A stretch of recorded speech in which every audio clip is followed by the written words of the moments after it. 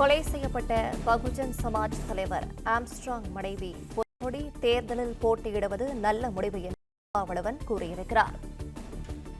விவரங்களை செய்தியாளர் பாண்டியராஜன் வழங்கிட கேட்கலாம். பாண்டியராஜன் வணக்கம். இதுகுறித்த விவரங்கள். கொலை செய்யப்பட்ட பகுஜன் சமாஜ் தலைவர் ஆம்ஸ்ட்ராங் அவர்களுடைய மனைவி பொற்குடி தேர்தலில் போட்டியிடுவது நல்ல முடிவு என திருமாவளவன் இருக்கிறார். தனியார் நிறுவனத்தினுடைய ஒரு காணொலியில் உரையாடலின் போது தெரிவித்திருக்கக்கூடிய திருமாவளவன் பொற்குடி ஆம்ஸ்ட்ராங் உயிருக்கு ஆபத்து இருக்கிறது எனவும் அவருக்கு தகுந்த பாதுகாப்பை கொடுக்க வேண்டும் எனவும் அதை தெரிவித்திருக்கிறார்.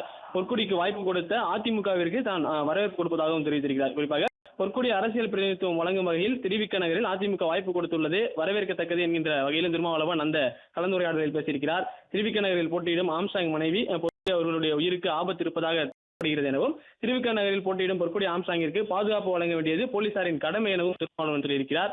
தற்போது திமுக கூட்டணியில் இருக்கக்கூடிய திருமாவளவன் அவர்கள் பொற்குடி ஆம்ஸ்ட்ராங் அவர்கள் இரட்டை இலை சின்னத்தில் திருவிக நகரில் போட்டியிடுகிறார். அவருக்கு பாதுகாப்பை உறுதிப்படுத்த வேண்டும் எனவும் அது பொற்குடி ஆம்ஸ்ட்ராங் அவர்களுக்கு இந்த தன்னிச்சையாக அவர் இந்த தேர்தலில் அங்கீகாரத்தை கொடுத்த அதிமுகவை வரவேற்பதாகவும் திருமாவளவன் தற்போது சொல்கிறார்.